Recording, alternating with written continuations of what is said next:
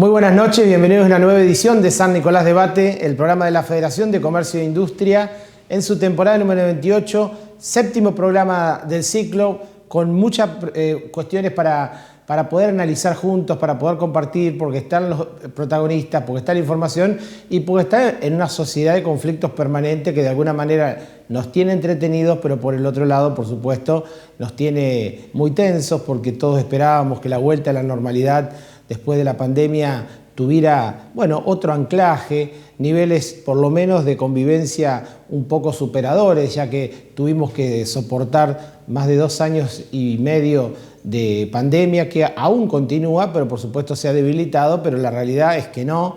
La realidad es que vivimos en una sociedad con enormes conflictos, con pujas permanentes, sectoriales, donde la inflación, por supuesto, y lo vamos a tratar al final del programa, está retroalimentando pujas en diferentes sectores, valga la redundancia, y en ese marco, se inscriben lo que fue la protesta del campo en Buenos Aires, con una gran repercusión en contra de las retenciones, pero por el otro lado también en San Nicolás el paro de la UTA, del transporte de colectivos, que también indudablemente va a traer tela para cortar y que tiene que ver con un montón de cuestiones que por supuesto hacen a un país que necesita certidumbres, donde la realidad económica golpea fuertemente, y vamos a tener esta noche en ese marco, para tratar de dilucidar todos estos temas, en el primer bloque la doctora Carla Rivet, que es abogada, y con ella vamos a estar analizando precisamente esto. La Argentina es un país al margen de la ley, y en eso vamos a estar de alguna manera poniendo sobre la mesa la violencia, los acampes piqueteros y la imposibilidad de circulación, muchos temas que hoy en día están preocupando y mucho, y lo vamos a ver con la especialista en minutos nada más. En el segundo bloque del programa nos va a acompañar Alejandro Fargosi. Fue juez del Consejo de Magistratura, hoy también en el medio de un terrible enredo de la polémica legislativa judicial por el nombramiento de un consejero por parte del Frente de Todos vía la expresidenta Cristina Fernández, por lo cual se partió el bloque del oficialismo y eso posibilitó nombrar este consejero en el cargo que le correspondía al senador de la oposición, Luis Juez. Vamos a estar hablando precisamente de todo, pero para también que usted pueda conocer un poco más qué es el Consejo de la Magistratura, cómo funciona, porque es un organismo clave para la incorporación, pero también para la destitución de los jueces, en minutos nada más, con Alejandro Fargosi. Después, en el tercer bloque, en el institucional, vamos a tener al contador Sergio Ascuaga, un especialista en temas tributarios, y precisamente de eso vamos a hablar, del impacto en la economía, de los que algunos auguran, analistas privados, de una recesión que se va a acentuar, entre otras cosas el condimento que recalienta la inflación, como lo decía al comienzo, pero sobre todo la enorme mochila de impuestos que cargamos todos los argentinos. Ahora con uno nuevo, renta inesperada. Todo eso con el especialista. Y al final del programa, todas las consideraciones del ciclo y las propuestas que vienen. Como lo ve, un programa para acompañarnos. Vamos rápidamente a los auspiciantes y cuando regresemos, la primera invitada.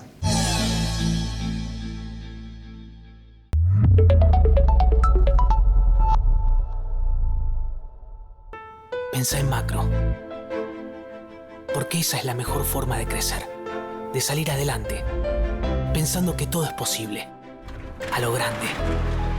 Argentina nació pensando en macro. ¿O vos qué pensabas? ¿Que San Martín cruzó los Andes un viernes porque había 2x1 en caballos? Fangio no cargaba los martes para salir campeón en 3 cuotas. Los verdaderos sueños no tienen descuento. Podés preguntarle a tu abuelo si no. Otro que pensó en macro, soñando con un futuro grande, para vos y para los tuyos. Porque pensar en macro no es ir solo por tu sueño, es ir por el de todos. Y cada vez que lo haces, le das una oportunidad a alguien en lo micro. ¿Y vos, en qué estás pensando? Pensá en macro, que en la vida no hay reintegro de oportunidades. Pensá en un sueño y que el segundo no valga la mitad. Nunca. Pensá en hacer grande tu lugar. Pensá en Argentina. Pensá en macro. Pensá en macro.com.ar. Probser Grandes Movimientos. Movimentación Outsourcing in Company. Alquiler de máquinas con y sin chofer. Capacitaciones. Probser, servicio, versatilidad y vanguardia. Parque Industrial Comirsa, www.probser.com. Electromallas, Sociedad Anónima. Porque estamos desde los cimientos, acompañamos tu crecimiento. Electromallas, Sociedad Anónima. Álvarez 28, teléfono 443-5029. Hay un equipo que está acá, que cuando más lo necesitas, estés donde estés, vayas donde vayas, está siempre cerca tuyo. Grupo Asegurador La Segunda. En AES Argentina, renovamos nuestra identidad para continuar profundizando la transición hacia un futuro con energías renovables. Una nueva imagen, con nuevos colores, pero el mismo compromiso y energía de siempre. AES Argentina, acelerando el futuro de la energía, juntos.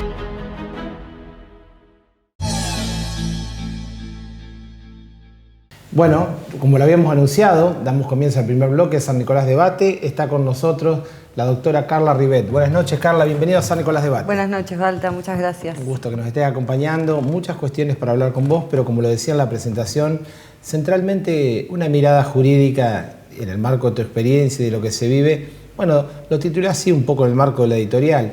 Un país al margen de la ley, con muchas contravenciones, con muchas transgresiones a la ley. Y bueno, se dan un sinnúmero de situaciones en el cual, bueno, se afecta el orden público, por decirte, en una sociedad estallada que quería vivir o quiere vivir una normalidad en la pospandemia, se encuentra muchas veces, tal vez no lo vemos tan afectado en San Nicolás, aunque se han dado casos, lo que es el famoso corte de los piqueteros, digo, el reclamo, la huelga, el derecho a huelga, pero hasta qué punto de alguna manera se vulnera los derechos de la gente. Y la justicia, que muchas veces o llega tarde o son cuestionadas las decisiones de la justicia. Digo, finalmente, ¿hasta dónde de alguna manera prima los derechos de un cierto sector, digamos, en contramano del resto de la sociedad? Es una reflexión que te pido en ese sentido. Bueno, el derecho de huelga es una garantía constitucional, sí. Ustedes lo saben, el artículo 14 bis de la Constitución Nacional consagra este derecho a las asociaciones gremiales, a los sindicatos. Ahora, ese ejercicio del derecho hay que ver en cada caso en particular dónde colisiona con el derecho a los demás. Sí tenemos que poner como premisa fundamental el rango constitucional que tiene y a partir del año 1994 un rango extraconstitucional, es decir, con la reforma constitucional del año 94 se le da un rango supraconstitucional, es decir, está en la cúspide de la pirámide jurídica, está la Constitución Nacional como el más elevado, bueno, se les da un rango incluso superior. ¿Qué pasa cuando colisionan derechos de la misma naturaleza? Como por ejemplo el de ir a trabajar, el de libre circulación, que son los que generalmente se ven afectados en una huelga. Bueno, ahí tenemos que ver la legalidad o la ilegalidad de la huelga. Como todo derecho, garantía constitucional tiene que ser ejercida dentro del marco de la ley. El piquete y la huelga no son lo mismo. Eso también jurídicamente hay que distinguirlo. Pero en sí, lo que es la reglamentación del derecho de huelga debe ejercerse dentro del ámbito de la legalidad. Ejemplo, a título enumerativo, no taxativo. No se puede ejercer actos de violencia, no se puede impedir a los trabajadores que no quieren adherir a la huelga el acceso al establecimiento. De ningún modo se puede ejercer la coacción. Ya ahí tenemos, por ejemplo, configurado el delito de extorsión o de coacción, bien como lo digo, o amenazas coactivas. O sea, todo lo que transgrede el ámbito de la regulación pasa a ser un hecho delictivo o bien un ejercicio abusivo del derecho.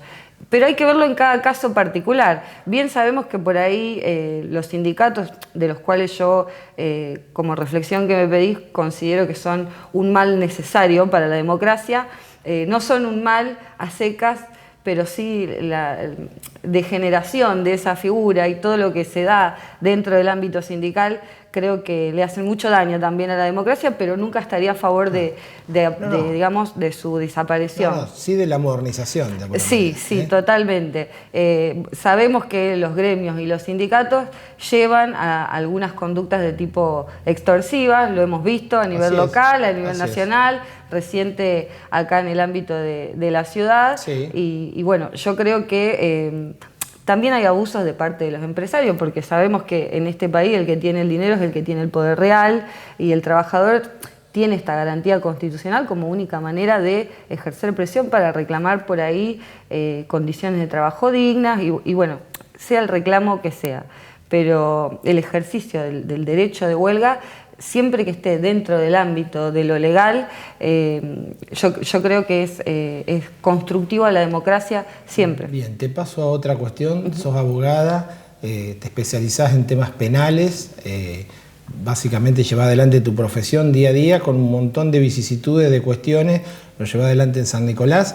Pero te quiero preguntar, Carla, sobre esta mirada que impregna una parte de la justicia argentina y que de alguna manera con el crecimiento, y te diría que una mirada entre jurídica y sociológica del delito, sobre todo cometido por jóvenes, hace que, bueno, sabemos que hay una teoría abolicionista del derecho donde hay el garantismo, más allá de las garantías constitucionales de cualquier ciudadano en juicio, y que de alguna manera hace que muchos jóvenes de alguna forma cometan delitos que o tengan reincidencia o entren, la famosa puerta giratoria, digo, que es objeto de lo posible como para tratar de alguna manera de tener, digamos, un juicio justo, pero por el otro lado que la víctima no se convierta en victimario.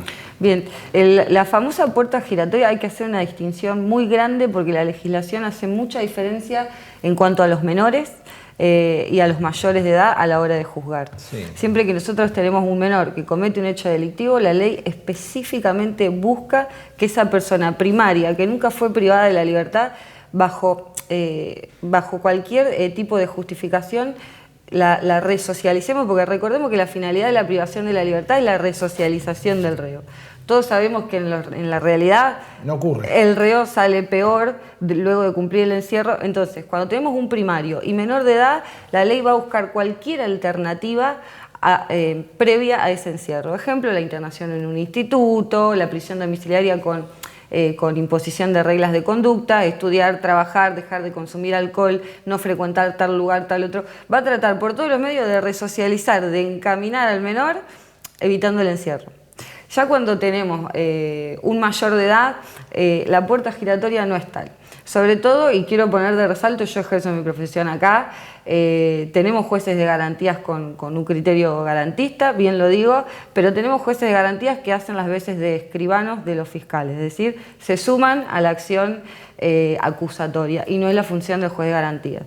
Nosotros estamos en un departamento judicial donde los tribunales criminales los jueces son ocupados por personas que primariamente fueron fiscales, con lo cual nunca se quitan el traje acusador, y la tarea del defensor es sumamente difícil en ese marco. Si bien, hay una cuestión real, hay una cuestión social, la sociedad está muy violenta, hay muchas necesidades y demás, eso se relaciona directamente con la tasa delictiva, pero no creo, por lo menos acá donde yo todos los días, como vos decís, lidio con eso, que haya una puerta giratoria, fundamentalmente en lo que es mayores. Bien, te paso a dos últimas cuestiones. Sí. Vuelve el tiempo en San Nicolás Debate, interesantísimo lo que estás contando. Está la doctora Carla Rivet en vivo en San Nicolás Debate. Te quiero preguntar, constantemente ha habido, a lo largo de la historia, continúa, las presiones del poder político sobre la justicia. Digo, ¿a quién no le conviene una justicia independiente? Porque digo, no hay prácticamente momentos en los cuales estas presiones no han existido. También, digámoslo, hay jueces que tampoco llevan muy decorosamente adelante su tarea, pero las presiones existen. Y yo creo que es una opinión muy personal, sí, pero creo que es una especie de simbiosis.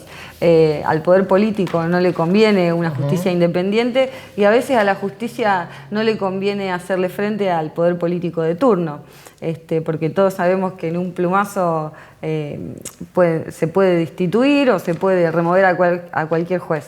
Si realmente el Poder Judicial fuera independiente, pasara el gobierno que pasara, nadie podría correr a nadie.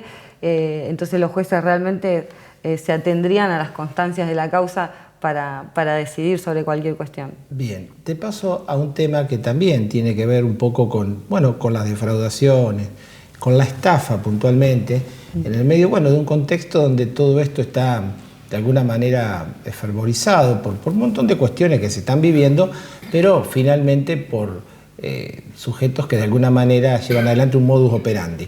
Estaba el caso famoso de Generación Zoe, que son las estafas piramidal, con Cositorto, que acaban de extraditarlo y finalmente llevado a declaración indagatoria. Y San Nicolás ha tenido lo propio, entre otras cosas, con la detención de Marcela Moriconi y creo que Mónica Goyerzú. Mónica Goyerzú en San Nicolás, donde bueno, han dejado también un largo tendal, como dicen, de personas estafadas, y vos encabezás un número importante de personas que de alguna manera han sido perjudicadas. Y te quiero que básicamente comente un poco el marco, el estado de la causa y sobre todo, bueno, finalmente la expectativa que tiene mucha gente seguramente de poder recuperar el dinero perdido.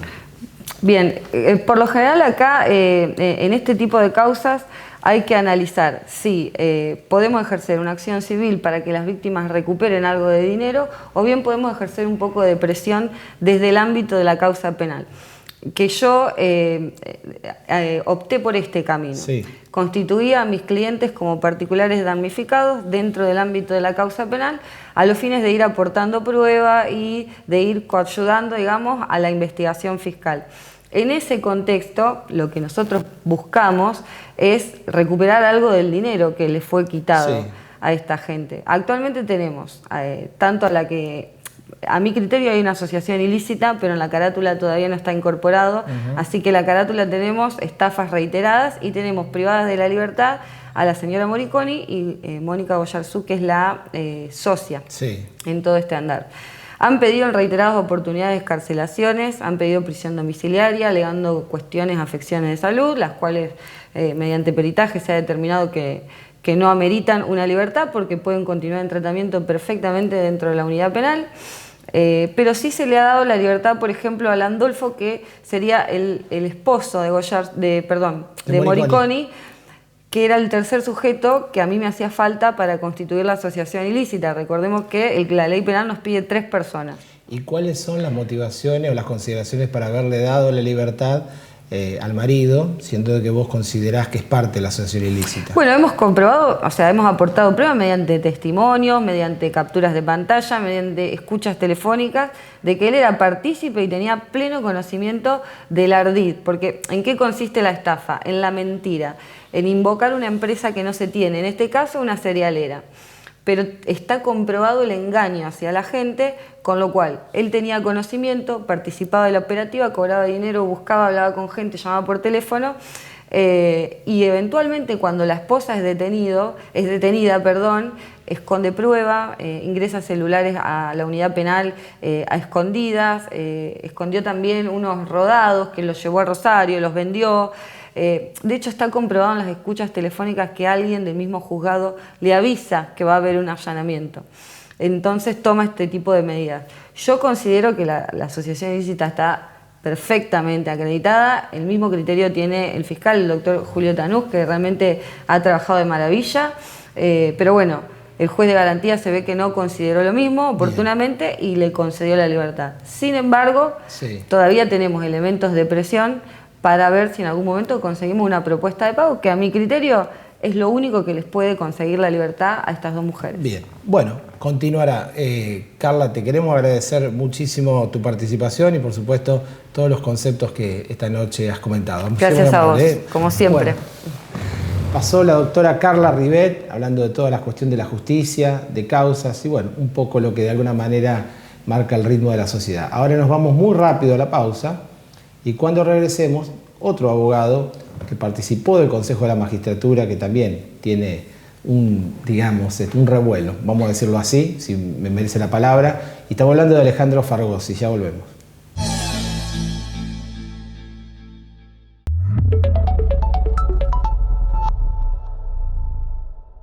Piaggio, elementos de seguridad industrial y ropa de trabajo, distribución y representación Ombú, Funcional, Boris, Pampero, De Pascale, AT, Libus, MSA, 3M, UQ, Piaggio. Matafuegos Mat Service, servicio de recarga de matafuegos, control de vencimiento, retiro y entrega sin cargo, prueba hidráulica de mangueras de incendio, amplio stock en elementos de seguridad. Avenida Falcón 473. Soman San Nicolás, Sociedad Anónima, fabricación y montaje de estructuras y cañerías, construcciones de obra de ingeniería civil, servicios complementarios para el transporte marítimo, www.somansannicolás.com.ar. H2 Orgánicos, vegetales hidropónicos, alimentos sanos y ricos en nutrientes para una dieta equilibrada. Visítanos, conoce y adquirí nuestros productos en www.h2orgánicos.com. En AES Argentina, renovamos nuestra identidad para continuar profundizando la transición hacia un futuro con energías renovables. Una nueva imagen, con nuevos colores, pero el mismo compromiso y energía de siempre. AES Argentina, acelerando el futuro de la energía, juntos.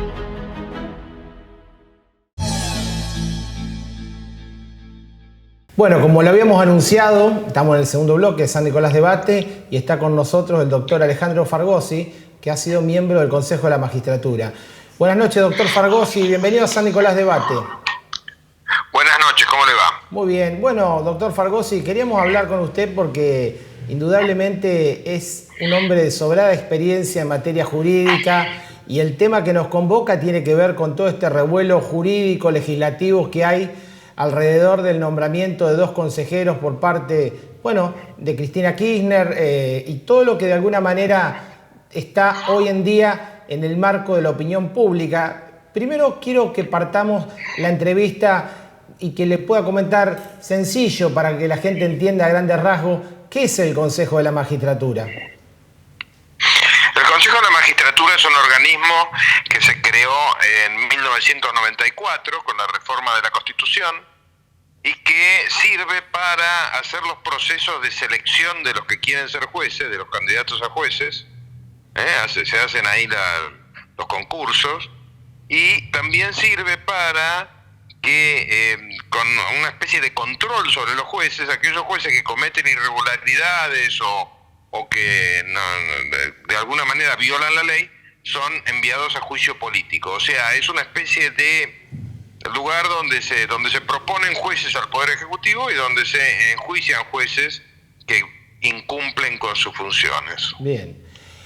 Alejandro, ¿cuál es la motivación real detrás de esta movida de la expresidente en el cual se partió el bloque oficial y se nombra a un consejero que era el lugar que le correspondía a la oposición en la persona de Luis Juez? El asunto es así, para explicarlo claro. La ley vigente le otorga al Senado 4 lugares. 2 son para el bloque mayoritario, 1 es para la primer minoría y otro para la segunda minoría. Como a Cristina Kirchner le alcanzaban los senadores que tenía, ¿qué hizo? Hizo una especie de subsidiaria, de delegación. Dividió el bloque y se quedó, teóricamente, siendo la mayoría, ahí puede poner 2 consejeros en la magistratura, y la segunda minoría. Con esa supuesta segunda minoría puede poner un tercer consejero, con lo cual al resto de toda la oposición le toca solamente 1. Esa se lleva 3 y para los demás queda 1, lo cual es bastante grave porque se alteran las mayorías en el Consejo. ¿Por qué se alteran las mayorías? Porque el Consejo tiene hoy en día 20 miembros, ¿correcto? Sí.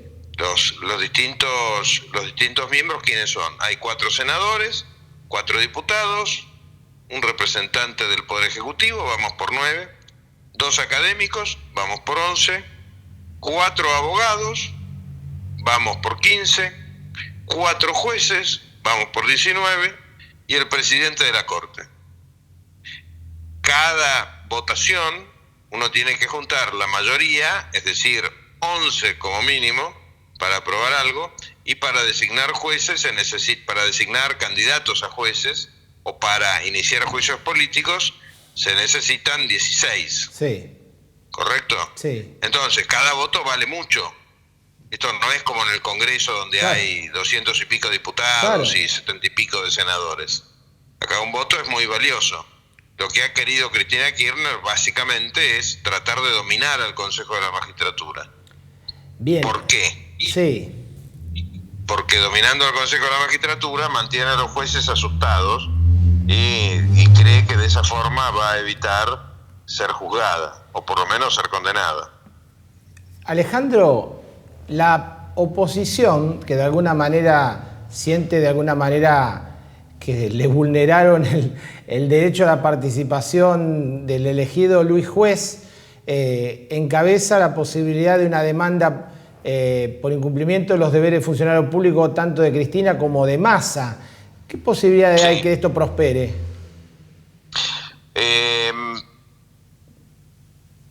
La verdad que no sabría decirle. Yo creo que han violado la ley, que Cristina Kirchner, Massa no. Yo creo que ha violado la ley y creo que debiera hacerse responsable. No es un delito penal, es un delito civil. Usted sabe que cuando uno viola las leyes puede cometer un delito penal, que es en la minoría de los casos, o puede cometer una infracción civil, un delito civil. Yo creo que ha cometido fraude civil porque ha usado el derecho de hacer bloques parlamentarios para aprovecharse de la situación. Y está prohibido aprovecharse de la ley. Le pongo un ejemplo. Usted puede tener un campo y eso no quiere decir que lo puede incendiar cuando se le da la gana, o que puede criar tigres adentro del campo. Correcto, ahí tiene un ejemplo perfecto. Usted tiene una casa, no se puede poner a martillar la pared a las 3 de la mañana, aunque sea su casa. Uno no puede abusar de sus derechos, es un tema de civilización. Y está prohibido en la ley, La ley prohíbe el abuso de derecho y el usar fraudulentamente un derecho. Bien. Dos últimas cuestiones, Alejandro. Las presiones del poder político sobre la justicia se dan en todos los gobiernos, en más y en menos. ¿Es una utopía pensar alguna vez en una justicia independiente en la Argentina? Yo creo que no. Mire, hoy casualmente tuve una reunión sobre ese tema con un grupo de empresarios y yo les decía que es imprescindible que toda la gente, pero sobre todo los que tienen, digamos, los que no están pensando cómo llegar a fin de mes o a fin de semana, tienen la obligación de hacer las presiones correctas, la presión con el voto, la presión con el diálogo con los políticos. Hay que exigirle a la política que nombre buenos jueces de la Corte, que eso es muy importante, porque son los que dirigen todo el sistema judicial, y buenos consejeros de la magistratura. No es tan difícil. O sea, estamos hablando de copiar, no sé, a Chile, a Uruguay, a España. No es tan difícil. No hay ningún sistema, ¿cómo explicarlo esto? No hay ningún sistema que pueda prescindir de tener gente buena. Yo siempre lo digo con un ejemplo. Si usted me regala una Ferrari, lo más probable es que choque. Yo no sé manejar una Ferrari. Por buena que sea el auto, yo no lo sé manejar en el caso ese. Bueno, en el caso de la justicia es lo mismo. Por buenas que sean las leyes, si usted tiene malos jueces, el resultado es un desastre. Alejandro, indudablemente en la Argentina muchas instituciones están cuestionadas. El Congreso, una parte de la dirigencia política, también de la justicia, más allá de las presiones del poder político. ¿Por qué razón se ha llegado a tal degradación de la justicia? Si uno, por ejemplo, ve, y usted ha nombrado casos de países vecinos, incluso Brasil, donde la justicia tiene un prestigio, ¿por qué acá no? Desgraciadamente, este es un proceso que empezó sobre todo en la década del 90, y mire que yo creo que Menem hizo cosas que estuvieron muy bien, pero también hizo cosas que estuvieron muy mal. Y una de las cosas que estuvieron muy mal hechas por Menem es empezar a nombrar, ¿se acuerdan de los jueces de la servilleta? Sí. Esto los jóvenes no lo van a recordar, pero empezaron a influir en las designaciones de jueces, no su calidad como abogados o como personas, sino su partido político, a qué partido pertenecían. Y ahí se armó un desastre. Esto que empezó mal terminó peor, en manos del kirchnerismo, que siempre trató de dominar a la justicia para poder ser impune. En manos del kirchnerismo se salió de quicio, se desmadró completamente, y hoy en día hay jueces que tendrían que estar presos. No es que no tendrían que ser jueces, es que tendrían que estar presos.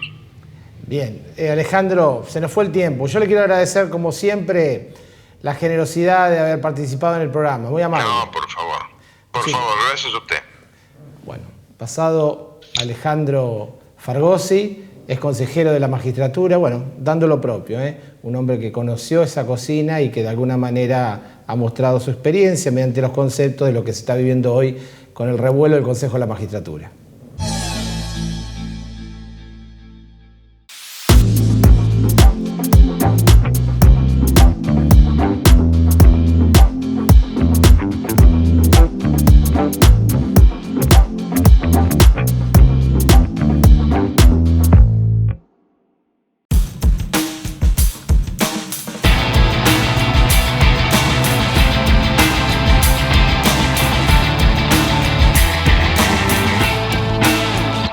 Ascuaga y Asociados, Estudio Contable.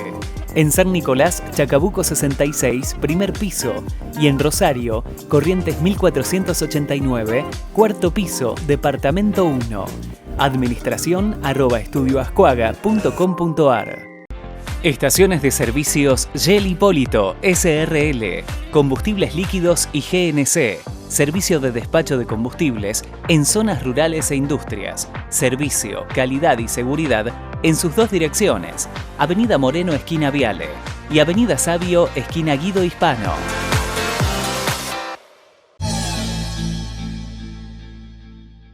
Bueno, damos comienzo al bloque institucional de San Nicolás Debate. Pasó los temas de la justicia. Ahora damos una vuelta de página porque está con nosotros para hablar del tema de economía, de impuestos y de todo esto que tanto interesa, el contador Sergio Ascuaga. Buenas noches, Sergio. Bienvenido a San Nicolás Debate. Un gusto. Gracias, Baltasar. Un gusto el mío, realmente. Bueno, realmente muchas gracias por acompañar. Por favor. Placer. Sergio, muchas cuestiones para hablar. Centralmente vamos a hablar de temas técnicos. Ajá. Por supuesto, en dos tramos. La primera tiene que ver un poco con una mirada de lo que tanto le preocupa a la gente y que tiene que ver, bueno, con este rebrote inflacionario que en el mes de marzo dio 6,7%, que se ve venir un índice de abril también muy alto y bueno, indudablemente la inflación que tanto golpea y que se prueba con recetas, con controles de precios, pero la inflación, digamos, la plata no alcanza. Vamos a ir viendo primer parte de la entrevista enfocada a esta cuestión, pero también en la segunda y centralmente, Sergio, te voy a preguntar por los impuestos, por digamos, esta maraña de tributos que pagamos los argentinos y que de alguna manera hace que la plata nunca alcanza para las necesidades de un Estado y permanente se vive en déficit fiscal. Entonces digo, para poder entender este andamiaje, te pregunto primero por el impacto de la inflación y tu visión del tema. Y bueno, sí, el impacto de la inflación, nosotros los que ya tenemos varios años, prácticamente hemos convivido en la inflación, salvo un periodo, un lapso de 10 años que fue la convertibilidad y que eso nos permitió observar lo que era un mundo real, ¿no?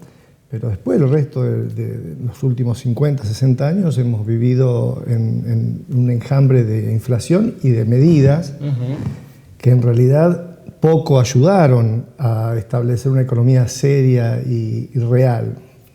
En este momento se vive lo mismo que se vivía ya por los años 80, rebrote inflacionario, producto de un déficit que hay que cubrir. Y que a su vez yo lo que noto de diferente respecto a los años 80 es que los niveles de evasión o de recaudación, mejor dicho, de los años 80 eran mucho más bajos que los de ahora. O sea, estábamos por debajo de los puntos del PBI que hoy que realmente celebro, ¿no? En cuanto a los niveles de recaudación, a la gente no le gusta evadir, vamos a ser sinceros, no le gusta estar debiendo, pero a veces lo hace porque no tiene otra escapatoria. Entonces, volviendo al tema de la inflación, en este momento de la economía del país, la diferencia que yo registro respecto a los años 80 es que los niveles de recaudación son elevadísimos y la inflación pasa a ser elevadísima. O sea, ya no hay, digamos, para rascar el fondo del tacho porque no hay más. Entonces seguimos con la impresión de billetes, seguimos con el brutal endeudamiento y seguimos con alta recaudación, cosa que en los años 80 no había. Por lo tanto, la receta debe ser, para mí, muy, muy medular. Pero bueno, evidentemente acá lo político confronta con lo técnico. O sea, nadie que yo conozca va a hacer algo técnico porque son políticos los que manejan. Por lo tanto, van a contrapelo de lo que técnicamente deberíamos hacer. Es una maniobra realmente técnica apoyada por un político como fue en su momento Cavallo y Menem, pero en este momento no veo absolutamente nada. De hecho, estamos viviendo con el susto de las elecciones de agosto del 2019, ¿no? Así es. Cuando el mundo nos vio que éramos locos porque volvimos para atrás. Sí. Y bueno, esto es el resultado. Y es un tema, Sergio, que ahora mucho, de alguna manera, en la coalición de gobierno, no nos vamos a meter mucho en la política, sino desde un punto de vista operativo, entre secretario de Comercio Interior, entre el ministro de Economía, estas pujas que existen en todos los gobiernos, pero digo, finalmente... Estamos acostumbrados. Estamos acostumbrados, pero digo, falta un rumbo, muchos lo achacan, lo endilgan a lo que es la guerra en Ucrania, Estados Unidos también tiene inflación, digo, pero nosotros somos el país con más inflación del mundo. Yo creo que nos supera Rusia por la guerra, en este momento. Bueno, en este momento, claro, por supuesto, pero ponerlo de referencia a nosotros con respecto a países normales es realmente errarle al blanco, es no comparar.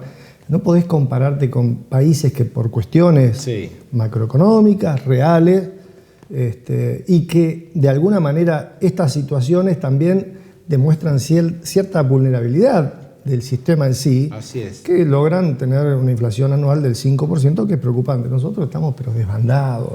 Esto es desbandado.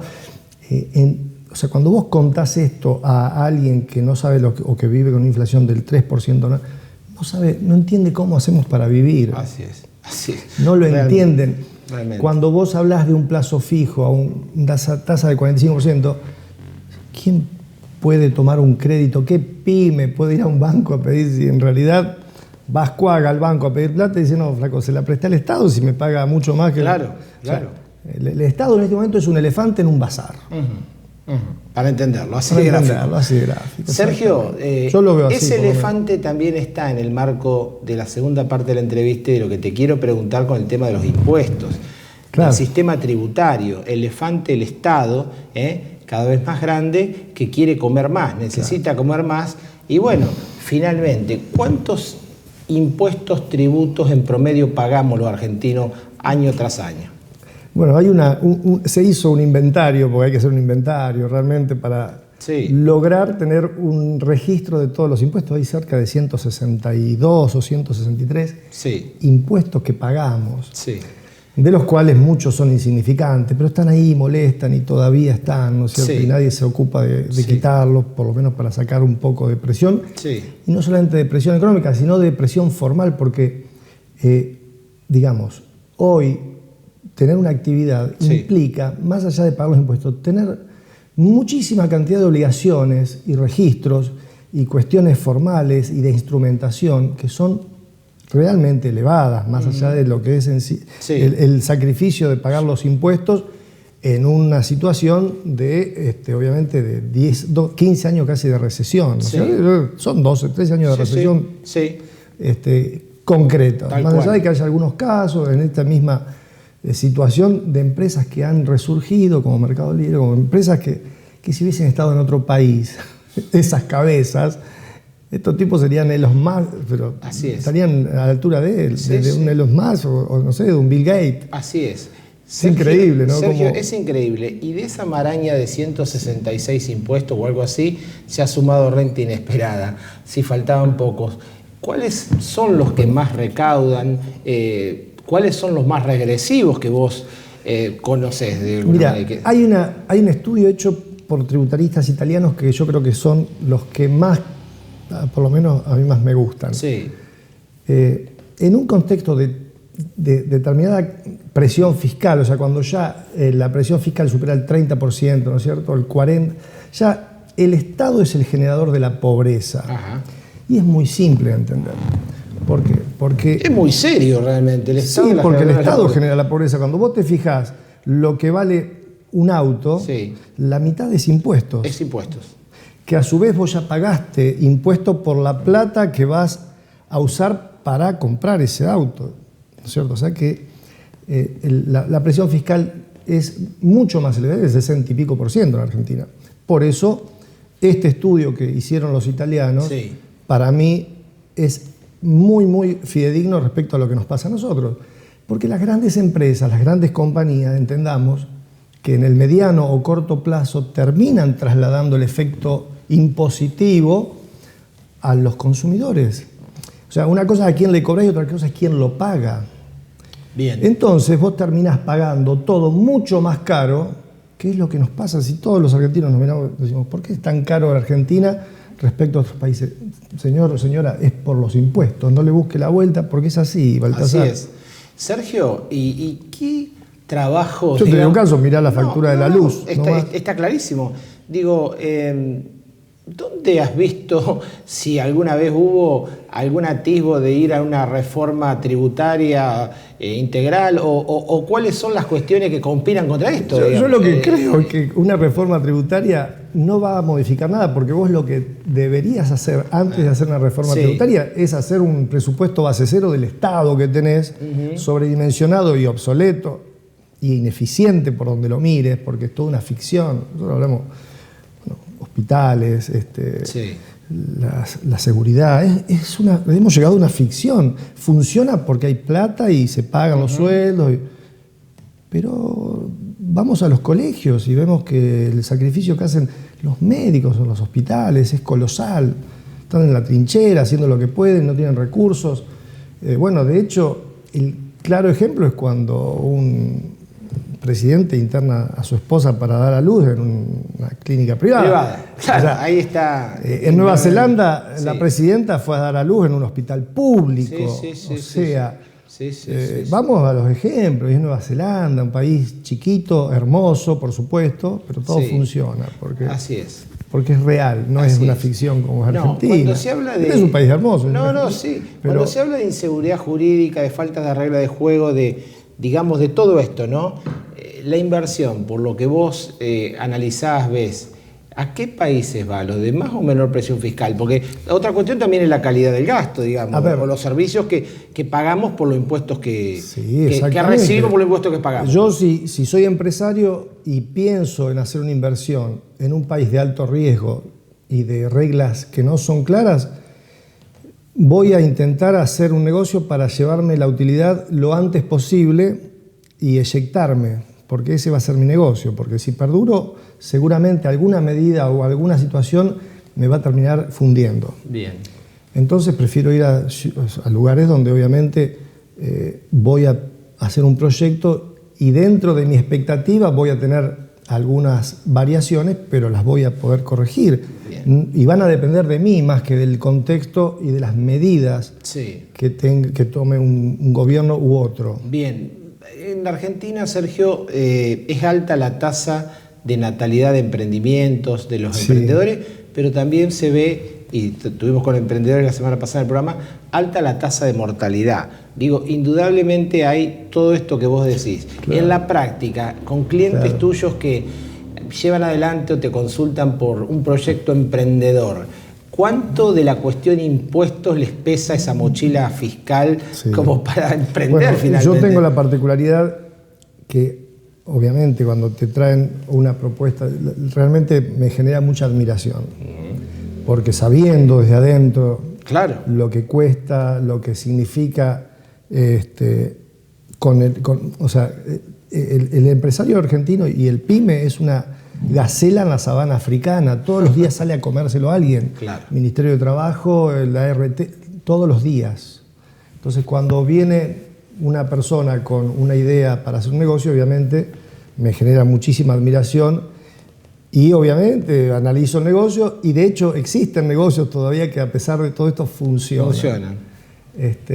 Pero bueno, no dejo de mirar, digamos, con muchísima atención y analizar muchísimo, más allá de las cuestiones técnicas, lo que va a ser el contexto con el cual se va a tener que enfrentar, ¿no es cierto? Y eso a veces determina que no conviene. No conviene seguir como estamos. Claro.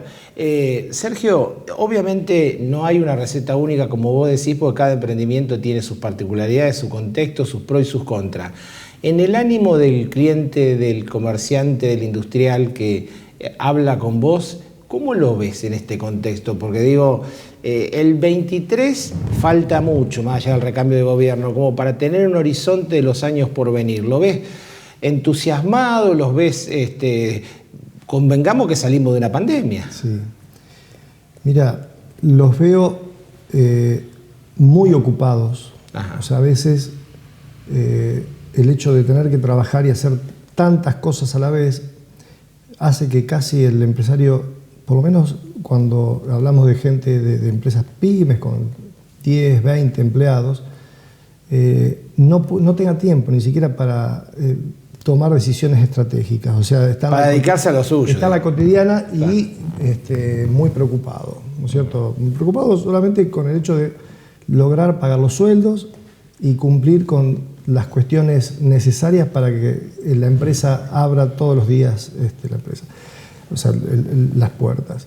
Y respecto a algunos clientes que son un poco más grandes, están esperando alguna señal para realmente poder trabajar más tranquilos. O sea, vos ves cautela y esperar un poco. Mucha cautela, pero porque, claro. A ver, el empresario argentino no está endeudado, Baltasar, cosa que no sucede en ningún lugar del mundo. O sea, más allá de los privados, que tampoco estamos en proporción muy endeudados, como es en economías normales. Así es.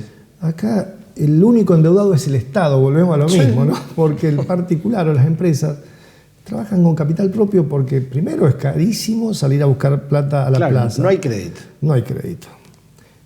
Y segundo, es remedio de pico. Si no entras y salís, te morís con una deuda. Así es. O sea, así es. Entonces, este país, por eso uno analiza y dice, no es tan difícil. Lo que pasa es que hay que tocar intereses. Claro. Y ahí es donde la política se confronta con la técnica. Claro, y siempre antes de una decisión económica hay una decisión política. Correcto. Pasa esto. Entonces, simplemente, por eso, cuando volvemos a lo que políticamente no se hace ni se va a hacer, por lo menos bajo estos tipos de gobierno, encontrás a un Milei, que es un genio a nivel económico, yo lo respeto muchísimo, me encanta, es un tipo que tiene estudiaba conmigo en Buenos Aires.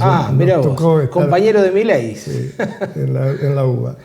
Pero bueno, era después nos va a contar de Milei, sí. Pero técnicamente lo ves sólido. Claro, aparece con un discurso realmente genuino, porque es lo que hay que hacer, y mucha gente lo empieza a seguir, porque ya no se cree más el cuentito de las dos caritas de Eva y Perón, ya no existe más en el mundo. El mundo está en otra cosa, Baltasar, más allá de este suceso terrible que es la guerra, que ya después de la Segunda Guerra Mundial pensábamos que no iban a existir más, ¿no? Más allá de algunos casos, como pudo haber sido Malvinas, como pudo haber sido Siria, terribles también, pero esto nos deja, y más después de una pandemia, nos deja a todos mirándonos a ver en qué termina. Así es, con un final y con un impacto en vidas humanas, en el cambio de la estructura económica, sobre todo en Europa, de una manera muy importante. Incluso de liderazgos. De liderazgos, los nuevos liderazgos. Y de alguna manera también a un país que tiene un potencial exportador importante y tal vez no lo podemos aprovechar del todo. Pasan estas cosas, o sea, las coyunturas. Es una pena, ¿no? Que a un productor le estén liquidando la producción a $1 oficial, ya con eso. Claro, bueno, eso es importante porque por ahí hay mucho mito en cuanto al dólar exportación, a cuánto le llega al productor, y la realidad no es esa, digamos, se lo liquidan a $1 oficial. Es terrible. Muchas cuestiones para hablar de nuestra distorsionada economía, pero Sergio, da para otro programa. Yo te quiero agradecer mucho la presencia. Un placer. Ha sido muy amable poder hablar de todos estos temas que tanto interesan. Espero haber sido claro dentro de lo que uno entiende todo esto, ¿no? Muy claro y bueno, para tomar nota de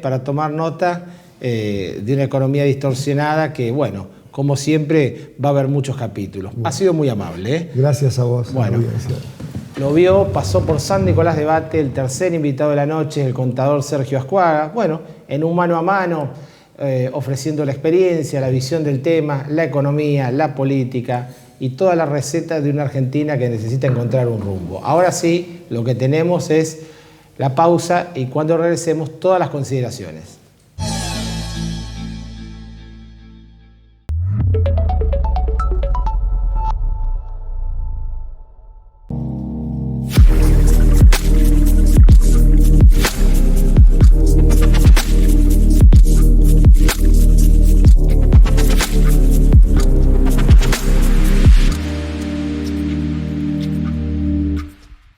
IAS, Instituto Argentino de Siderurgia, controles ambientales, sustentabilidad energética y reciclo de materiales, ensayos químicos y físicos, diagnósticos sobre procesos, cursos internacionales e Incompany. Donde crecemos, donde compartimos, donde nos unimos, donde trabajamos, donde vivimos.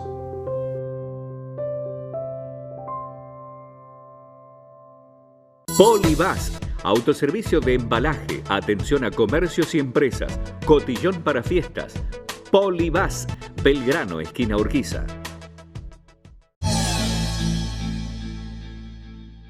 Bueno, hemos llegado al final de San Nicolás Debate. Muchas consideraciones en esta noche que ameritan la reflexión, porque como decíamos y con los invitados lo hemos compartido, estamos viviendo de una u otra manera la pospandemia.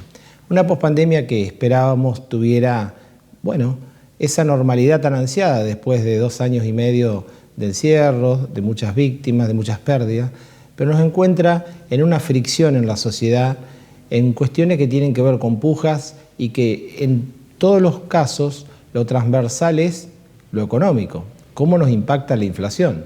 Como lo decía el contador Ascuaga, problemas que heredamos de los años 80, altos déficit fiscal, un Estado cada vez más grande que necesita más comida, digámoslo así, la comida son los impuestos, 166 impuestos pagamos por año los argentinos, entre el IVA, ganancia, ingresos brutos, impuesto a las rentas personales, retención de las exportaciones, impuesto al cheque, concentran el 80%, 85% de la recaudación. ¿Qué pasa con los otros impuestos? Ya nos lo hemos preguntado. Bueno, tasas que se convierten en ingresos brutos encubiertos, muchas consideraciones, pero indudablemente lo que está afectando son las actividades productivas. ¿Por qué lo decía? Y permanentemente se habla con empresarios, con industriales, con comerciantes, que están como en un parate. A ver, barajar y dar de nuevo. El 2023, ¿qué nuevas reglas de juego tiene? ¿Cómo de alguna manera trabajamos la transición al 2023, que falta mucho tiempo? En eso se inscribe un poco las consideraciones de esta noche, en el cual todo está íntimamente ligado. Tener seguridad jurídica, lo hablamos con la doctora Rivet al principio del programa, tener reglas de juego en lo económico claras, como decía el último invitado, las consideraciones políticas que de alguna manera no estén por sobre las económicas, un montón de cuestiones que hacen que un inversor venga a San Nicolás, se vaya a Rosario, se vaya a Corrientes, venga a la Argentina. Necesitamos inversión privada, extranjera y nacional. Necesitamos que el círculo virtuoso de la economía se mueva. Necesitamos tener una concepción de Estado donde entendamos que el capitalismo, como sistema para organizar la sociedad con sus más y con sus menos, ha demostrado que es el sistema más eficiente, que en vez de criticar lo que tiene que ver con el capitalismo como modo de combatir la pobreza, digamos, hay que dejar de alguna manera de entender que la pobreza puede ser un negocio en la Argentina, donde la mitad de la población está en niveles muy pero muy fuertes dada la inflación. Por cada punto de inflación que aumenta, 100.000 personas en la Argentina caen en la línea de pobreza. Entonces, ¿cómo será de importante tener resguardada la inflación? Con recetas que debieran funcionar, con una coordinación de un equipo macroeconómico que necesita y que no se ve hoy en la práctica, con un programa con el fondo muy duro, y ya lo dijimos y lo hemos hablado con especialistas, pero que de alguna manera están viendo si se cumplen o no las metas, la cuestión de la política, es decir, la política, la economía, la sociedad, como un cóctel que permanentemente altera a un país donde tenemos un montón de recursos naturales, un montón de consideraciones para poder ser una potencia, y que bueno, las mezquindades de la política hacen que ese futuro que todos nos merecemos, de alguna manera, se vea postergado.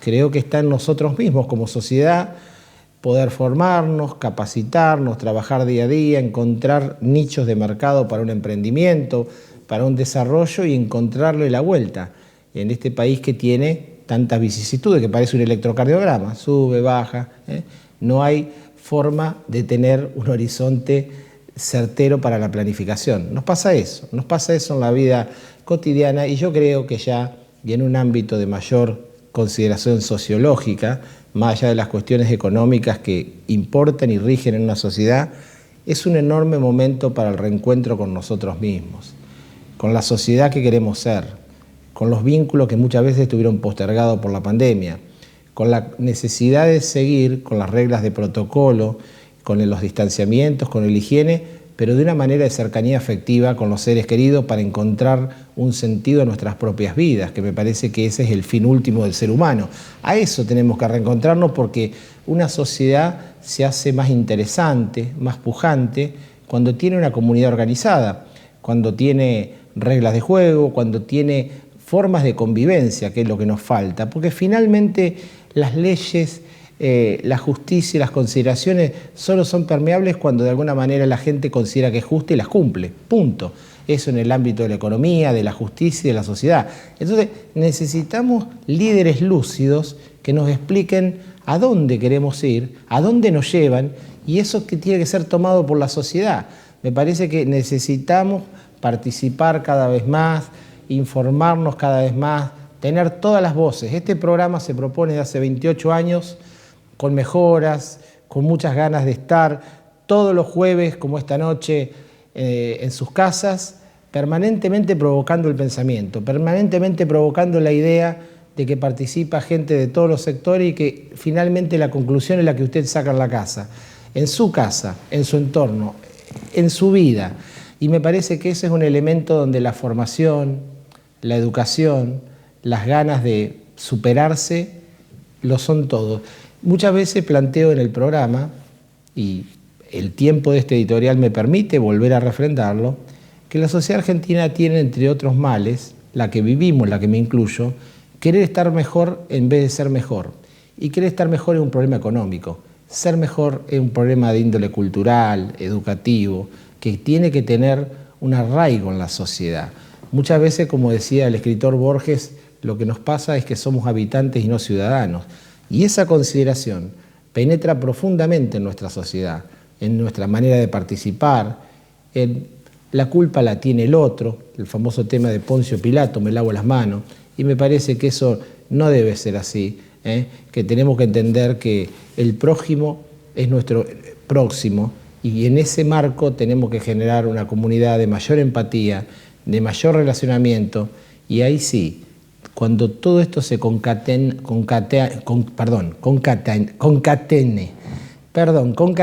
discúlpeme la